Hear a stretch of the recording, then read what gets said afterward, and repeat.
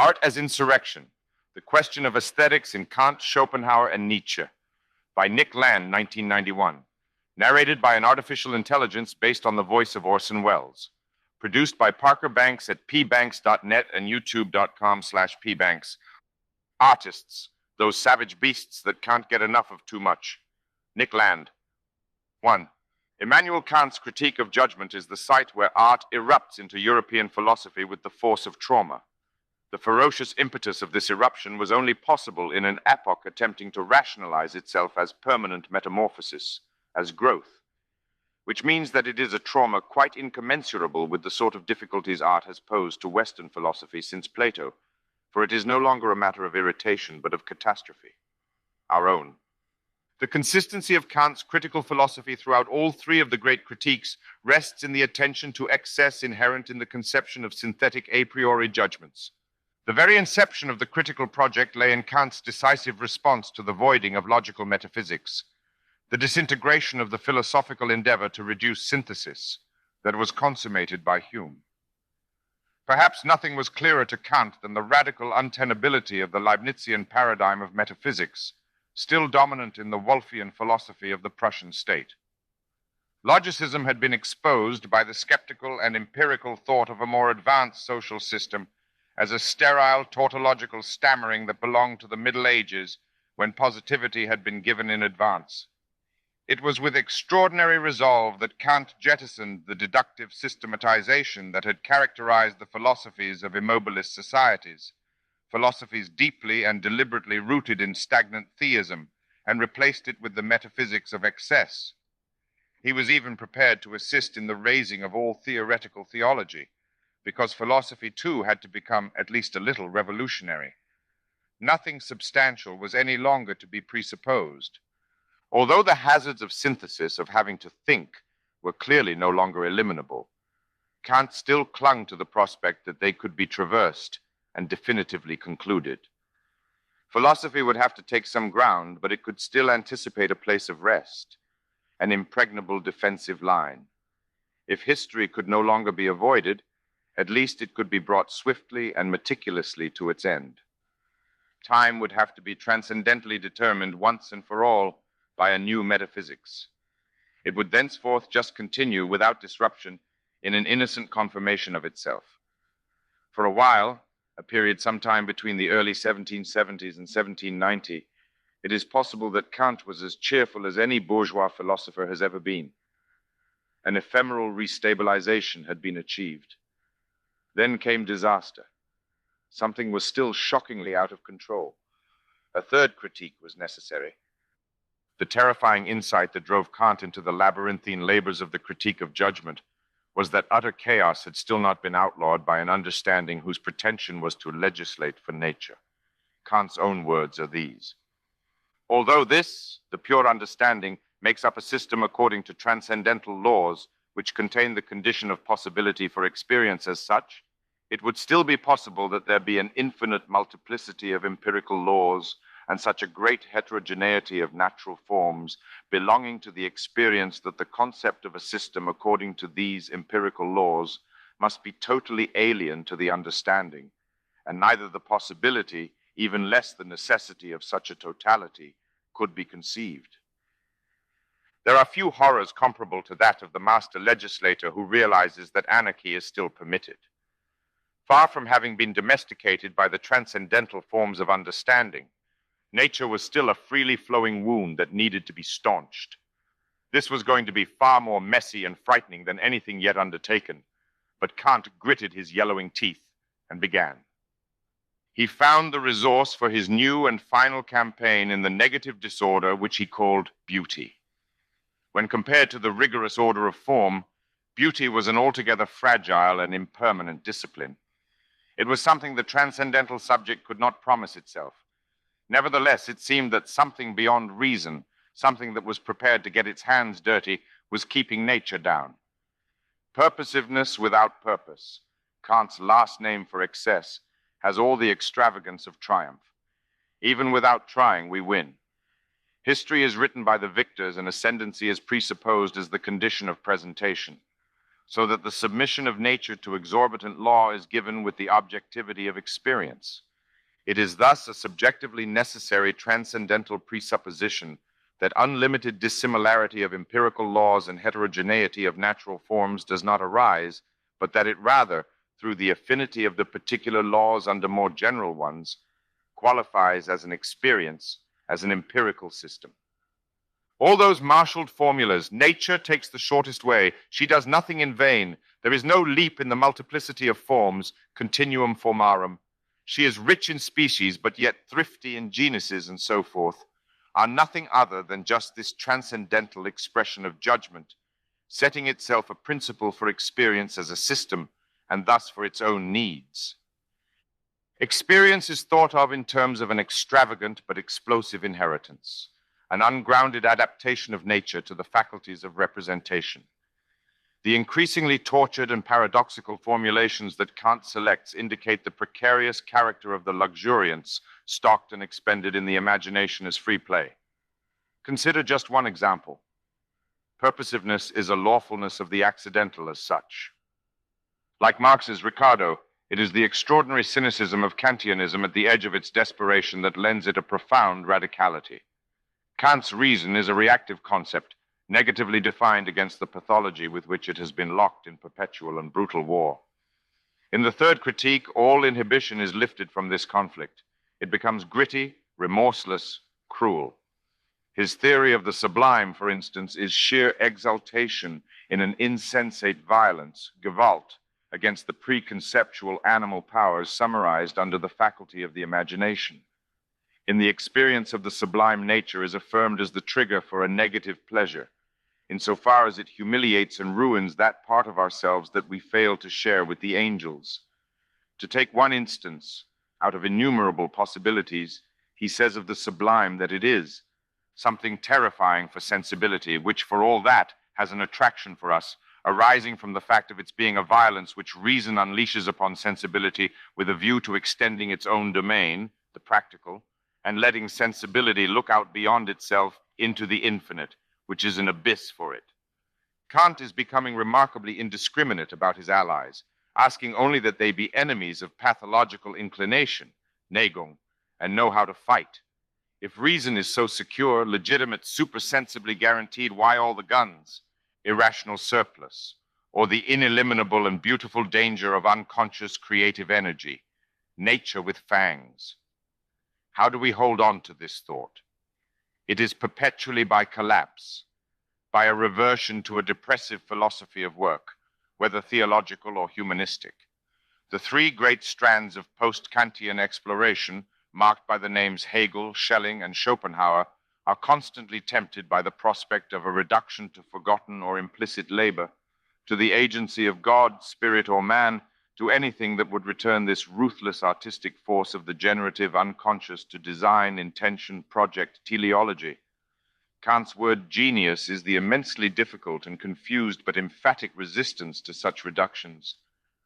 The thought of an utterly impersonal creativity that is historically registered as the radical discontinuity of the example, of irresponsible legislation as order without anyone giving the orders.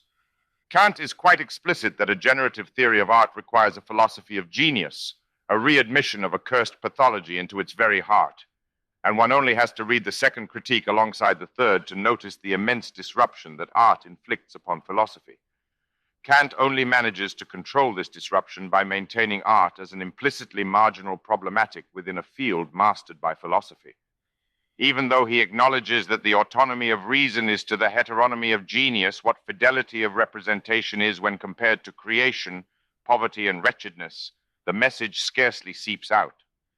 In addition, there is a perpetual and pathetic effort to subsume aesthetics under practical imperatives, beauty as the symbol of ethical life being one example, and the basic tendency of his theory of the sublime, the infinite privilege of transcendental ideas in comparison to nature, being another. Despite superficial appearances, it is not with the thought of noumenal subjectivity that the unconscious is announced within Western philosophy, for this thought is still recuperable as a pre-reflexive consciousness, so innocuous that even Sartre is happy to accept it. It is rather out of an intertwining of two quite different strands of the Kantian text that the perturbing figure of the energetic unconscious emerges. First, the heteronymous pathological inclination whose repression is presupposed in the exercise of practical reason, and second, genius, or nature in its legislative aspect. The genius cannot indicate how this fantastic and yet thoughtful ideas arise and come together in his head because he himself does not know and cannot therefore teach it to anyone. It is no doubt comforting to speak of the genius as if impersonal creative energy were commensurable with the order of autonomous individuality governed by reason, but such chatter is in the end absurd. Genius is nothing like a character trait. It does not belong to a psychological lexicon. Far more appropriate is the language of seismic upheaval, inundation, disease, the onslaught of raw energy from without. One is a genius only in the sense that one is a syphilitic, in the sense that one is violently problematized by a ferocious exteriority. One returns to the subject of which genius has been predicated to find it charred and devastated beyond recognition. 2. Schopenhauer reconstructed the critical philosophy in several very basic ways. By eliminating the dogmatic presupposition of a difference between subjective and objective noumena. By shifting, not in an idealist phenomenological direction, but towards unconscious will. By simplifying the transcendental understanding from the 12 categories and 2 forms of sensibility inherited from Kant to the integrated principle of sufficient reason. By nipping Kant's proto-idealist logicism in the bud. By charging the critical philosophy with the furious energy of sexual torment, attacking its at least germinal academicism, and immeasurably improving its stylistic resources. Where Kant distorts, marginalizes, and obscures the thought of the unconscious, Schopenhauer emphasizes and develops it. He defies the pretensions of imperialistic idealism by describing reason as a derivative abstraction from the understanding, coextensive with language, so that Kant's transcendental logic is rethought through a transcendental aesthetic, organized in terms of the principle of sufficient reason, simplified, demystified, and pushed downwards towards pre-intellectual intuition. Reason is no longer thought of as an autonomous principle in reciprocal antagonism with nature, but as a film upon its surface. All these moves involve a massive shift in the will, the placeholder for the psychoanalytical comprehension of desire. For Kant, the will is aligned with reason, as the principle of the investment of nature with intentional intelligibility, the resource from which teleological judgment must regulatively metaphorize all exorbitant natural order. The will, as the faculty of desire, is one of the many natural causes in the world, namely, that one which is effective through concepts, and everything that is represented as possible or necessary through a will is called practically possible or necessary, in contradistinction from the physical possibility or necessity of an affect for which the ground is not determined in its causality through concepts, but rather, as with lifeless matter, through mechanism, and with animals, through instinct. In contrast, Schopenhauer's great discovery is that of non-agentic will, the positivity of the death of God. Rather than thinking willing as the movement by which articulate decision is realized in nature, he understands the appearance of rational decisions as a derivative consequence of pre-intellectual and ultimately pre-personal, even pre-organic willing. Unconscious desire is not just desire that happens to be unconscious, as if a decisionistic lucidity is somehow natural or proper to desire. It is rather that consciousness can only be consequential upon a desire for which lucid thought is an instrumental requirement. For Schopenhauer, the intellect is constituted by willing rather than being constitutive for it. We do not know what we want. There is an important sense in which Schopenhauer's will is the thought of genius taken towards its limit, subsuming the entire faculty of knowledge under that of exorbitant natural order as a mere instance, although a privileged one, of purposiveness without purpose. But Schopenhauer's own usage of the thought of genius preserves it in its specificity, as a proportional exorbitance on the part of the intellect in relation to the will. Genius is the result of a positive overcoming of unconscious purpose, an excess of intellectual energy over that which can be absorbed by desire, thus redundancy or dysfunction through superfluity. An entirely pure and objective picture of things is not reached in the normal mind because its power of perception at once becomes tired and inactive as soon as this is not spurred on and set in motion by the will. For it has not enough energy to apprehend the world purely objectively from its own elasticity and without a purpose. On the other hand, Where this happens, where the brain's power of forming representations has such a surplus that a pure, distinct, objective picture of the external world exhibits itself without a purpose as something useless for the intentions of the will, which is even disturbing in the higher degrees and can even become injurious to them, then there already exists at least the natural disposition for that abnormality. This is denoted by the name of genius, which indicates that something foreign to the will, that is, to the I or ego proper, a genius added from outside, so to speak, seems to become active here. The mother of the useful arts is necessity, that of the fine arts superfluity and abundance. As their father, the former have understanding, the latter genius, which in itself a kind of superfluity, that of the power of knowledge beyond the measure required for the service of the will. For Schopenhauer, the body is the objectification of the will. The intellect is a function of a particular organ of the body, and genius is the surplus of that functioning in relation to the individual organism in question. Genius is thus an assault on the individualized will that erupts from out of the reservoir of archaic pre-organized willing.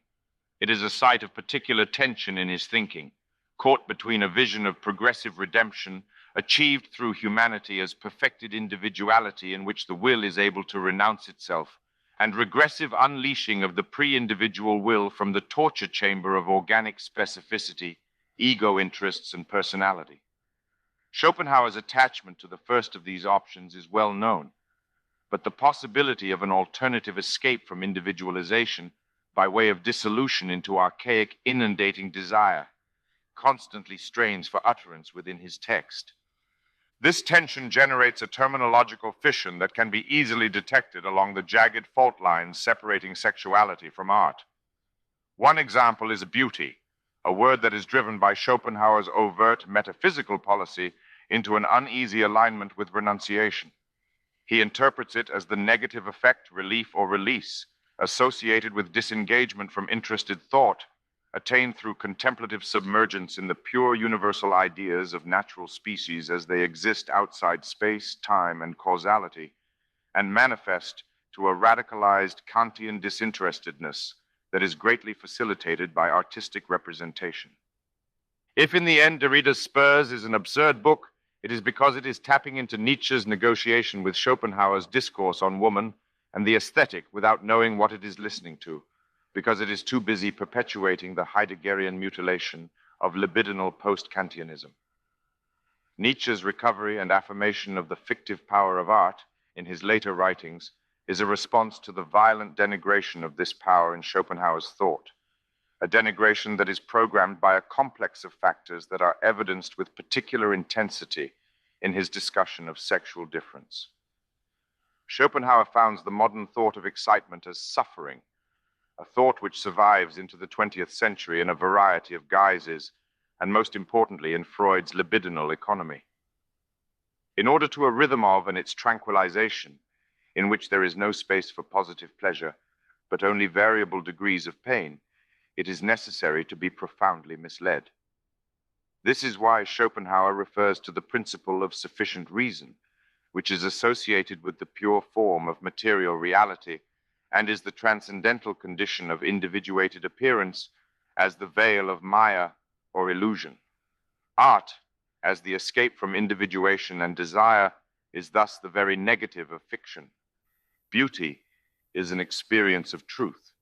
But there is also another troubling, enticing, arousing, and captivating type of beauty. Nietzsche will come to say it is the only one. The beauty that is exemplified, in post-Hellenic Western history at least, in the female body. For Schopenhauer, this is an immense problem, as is the domain of the erotic in its entirety. The anagogic disinterestedness of resignation is echoed and parodied by an indifference to ego interests that leads in a quite opposite direction, deeper into the inferno of willing. After acknowledging with his usual raw honesty that all amorousness is rooted in the sexual impulse alone, Schopenhauer is forced to accept that it is precisely this not seeking one's own interest, everywhere the stamp of greatness, which gives even to passionate love a touch of the sublime and makes it a worthy subject of poetry. There is thus both a renunciatory and a libidinous sublime, each with its associated objects and aesthetic perfections or intensities. And it is not only beauty that is torn in separate directions, fiction too is split. on the one hand as the condition of individualization, and on the other as an appeal to constituted individuality. Either the ego is a dream of desire, or desire has to creep up on the ego as a dream. In sexuality, nature can attain her end only by implanting in the individual a certain delusion, and by virtue of this, that which in truth is merely a good thing for the species seems to him to be a good thing for himself, so that he serves the species, whereas he is under the delusion that he is serving himself. In this process, a mere chimera which vanishes immediately afterwards floats before him, and as motive takes the place of a reality. This delusion is instinct. In the great majority of cases, instinct is to be regarded as the sense of the species which presents to the will what is useful to it. Woman is matter, formless and unpresentable, arousing and thus tormenting. Everything about her is pretense, deception, alteration, unlocalizable, irrational attraction. Verstellung. Schopenhauer's notorious essay on woman is mapped by the movement of this word, as it organizes the play of seduction, of indirect action, of non-ideal beauty, disrupting the seriousness and responsible self-legislation of the male subject through an art of dissimulation. Woman is wicked art, art that intensifies life, art whose only truth is a whispered intimation that negation too is only a dream, the figment of an overflowing positivity that deceives through excess. Could the dream of redemption be nothing but a bangle upon the arms of exuberant life? Schopenhauer reels in horror. Only the male intellect, clouded by the sexual impulse, could call the undersized, narrow-shouldered, broad-hipped, and short-legged sex the fair sex, for in this impulse is to be found its whole beauty. The female sex could be more aptly called the unaesthetic. Women are so terribly non-Platonic, so outrageously vital and real, so excessive in relation to the cold, sterile perfections of the ideas. With infallible instinctive power, they propagate the dangerous delusion that there is something about life that we want. Pessimism has to be misogyny, because woman refuses to repel. 3. A few of the things that Nietzsche learnt, at least in part from Schopenhauer, were the elementary tenets of libidinal materialism, or the philosophy of the energetic unconscious, the unrestricted development of the theory of genius, the primacy of the body and its medical condition, pragmatism, asking not how we know but why we know, effervescent literary brilliance, aestheticism with a musical focus, an aristocratic concern for hierarchy and gradation, which he turned into an implement for overcoming Aristotelian logic, anti-humanism, a construction of the history of philosophy as dominated by Plato and Kant, and the problematic of reality and appearance, virulent anti-academicism, misogyny, and the distrust of mathematical thinking. Schopenhauer even wrote that the genuine symbol of nature is universally and everywhere the circle, because it is the schema or form of recurrence. In fact, this is the most general form in nature. She carries it through in everything from the course of the constellations down to the death and birth of organic beings. In this way alone, in the restless stream of time and its content, a continued existence, that is, a nature, becomes possible.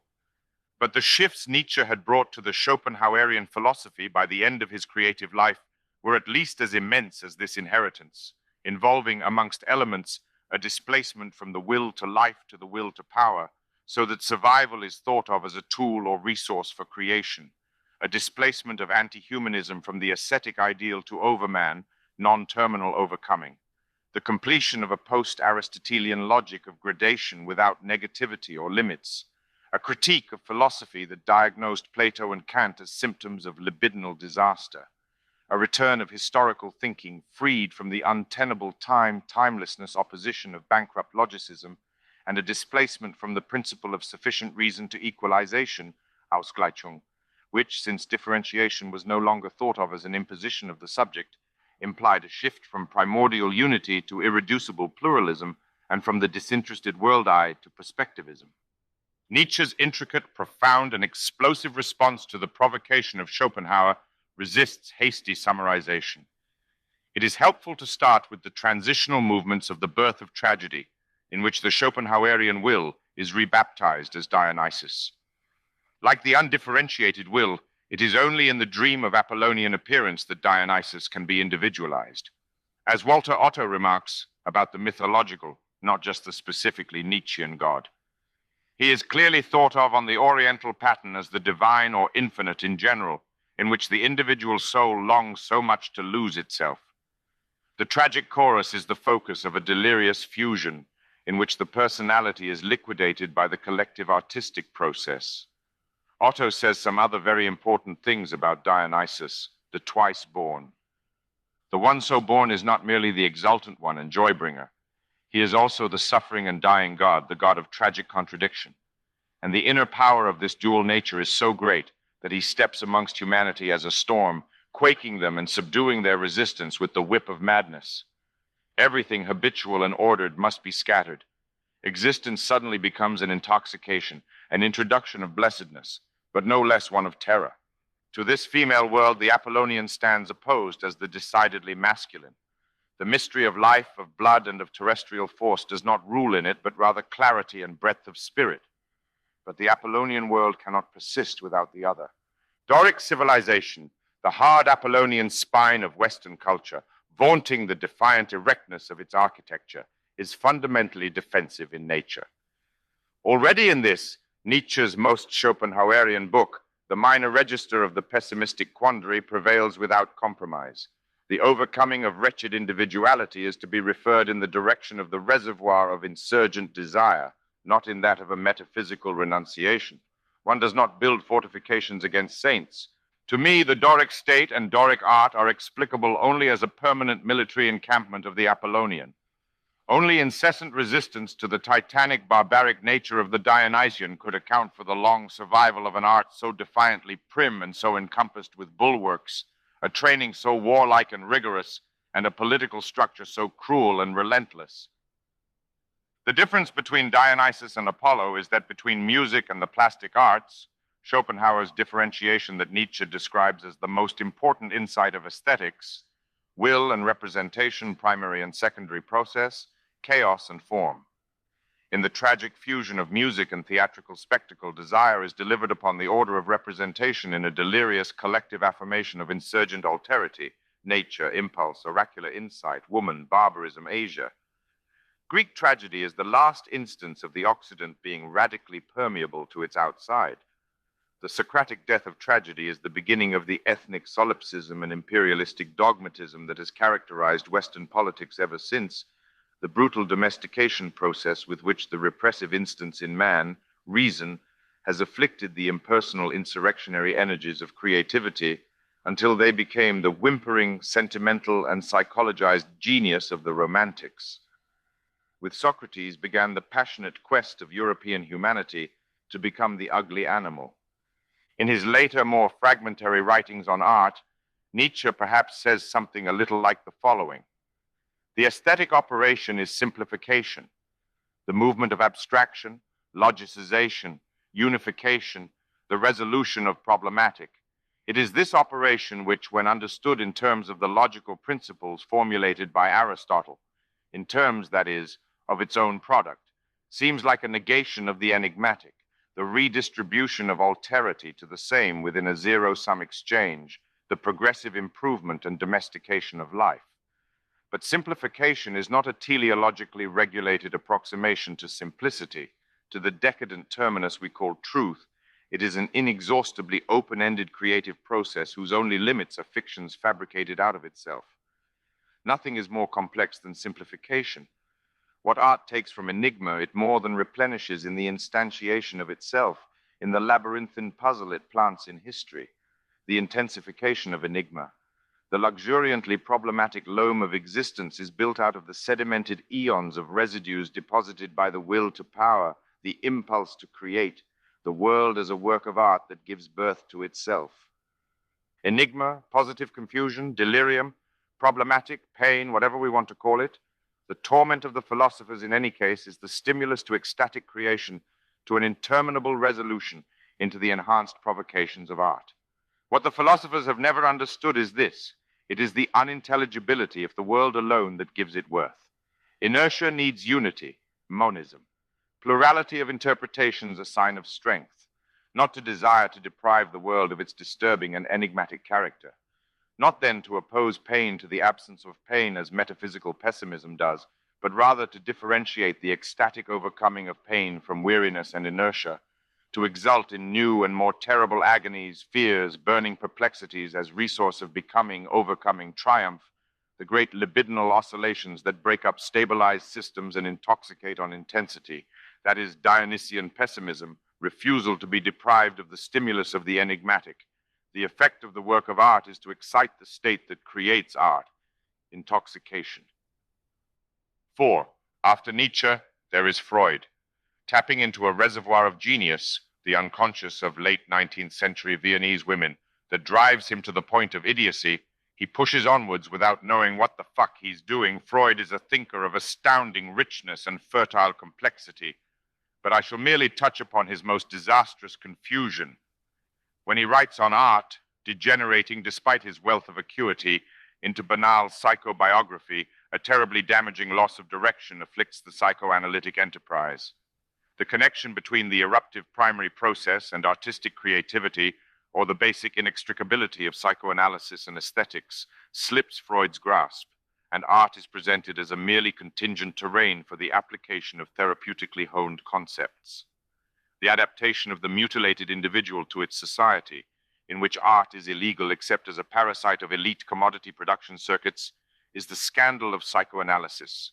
It becomes Kantian, bourgeois, a delicate police activity dedicated to the social management and containment of genius, as if therapy could be anything other than the revolutionary unleashing of artistic creation. The two basic directions in which the philosophy of genius can develop are exemplified by psychoanalysis and National Socialism, either rigorous anti-anthropomorphism, the steady constriction of the terrain of intentional explanation, and the rolling reduction of praxis to parapraxis, or the reascription of genius to intentional individuality, concentration of decision, and the paranoiac praxial interpretation of non-intentional processes, the Jewish conspiracy theory. The death of God is operative in both cases, either as the space of the generative unconscious, or as that of a triumphantly divinized and arbitrarily isolated secular subjectivity. It is easy to see that the role of discourse in these two cases is a very precise register for the difference at issue. On the one hand, the talking cure, in which the texts of confession and rational theory are both displaced by the compression wave of a radically senseless energy process that defies the status of object in relation to an autonomously determinable agent language, and on the other, the interminable authoritative monologue of the dictator, politically instantiated ego ideal, in which the will is returned to a quasi-Kantian acceptation to capitalize upon its libidinal detour, finding its true sense in the lucid decision of an individual who speaks on behalf of a racially specified unconscious clamor. That part of 20th century philosophy, resonant with the aesthetically oriented tendency outlined here, has as its two great tasks the diagnosis of Nazism and protraction of the psychoanalytic impulse. In other words, the arming of desire with intellectual weapons that will allow it to evade the dead-end racist Gotterdammerung politics which capital deploys as a last-ditch defense against the flood. No revolution without insurrectionary desire, no effective route for insurrectionary desire without integral anti-fascism. Wilhelm Reich, Georges Bataille, Gilles Deleuze, and Félix Guattari are perhaps the most important theoretical loci in this development.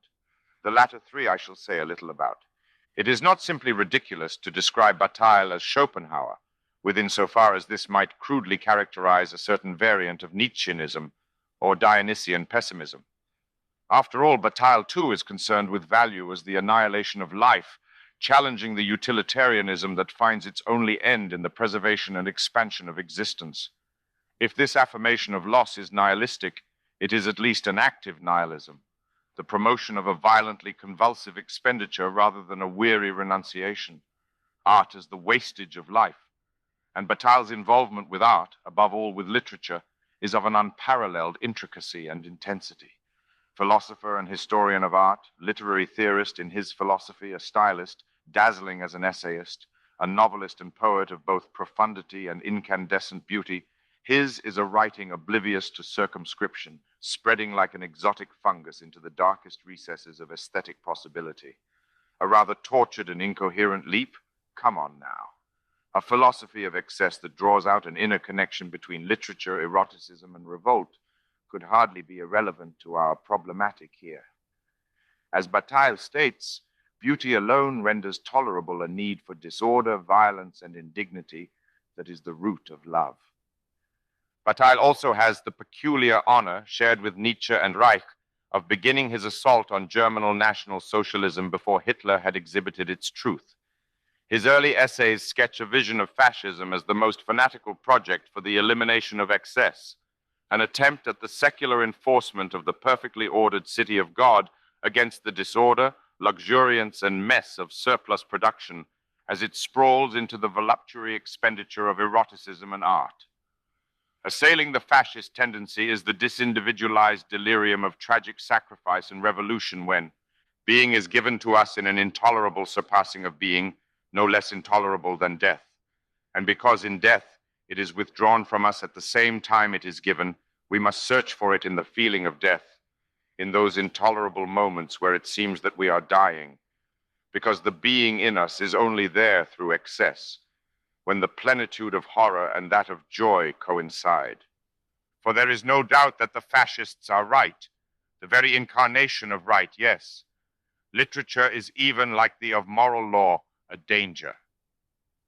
A theory of the real as art, primary production, that is melded seamlessly with an anti-fascist diagnostics characterizes the work of Gilles Deleuze and Félix Guattari. In their Anti-Oedipus, they indicate that the rational regulation or coding of creative process is derivative, sterile, and eliminable.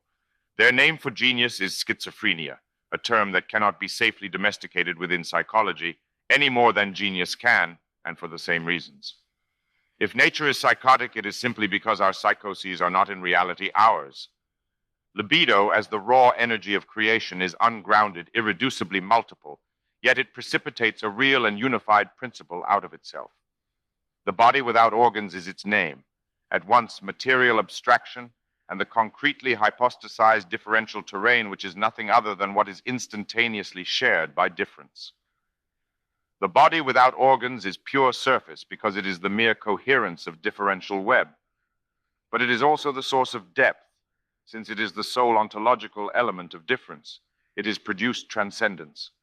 Paradox after paradox, spun like a disintegrating bandage upon the infected and deteriorating wound of Kant's aesthetics, teasing the philosophical domestication of art, the most gangrenous cultural appendage of capital, towards its utter disintegration. How does desire come to desire its own repression? How does production come to rigidify itself in the social straitjacket whose most dissolved form is capital? It is with this problematic inherited from Spinoza, Nietzsche, and Reich that Deleuze and Guattari orient their work. In our terms here, how does art become undercompensated labor? Their answer involves a displacement of the problem into a philosophical affinity with Kant's paralogisms of the pure understanding, rethought in Anti-Oedipus as materially instantiated traps for desire.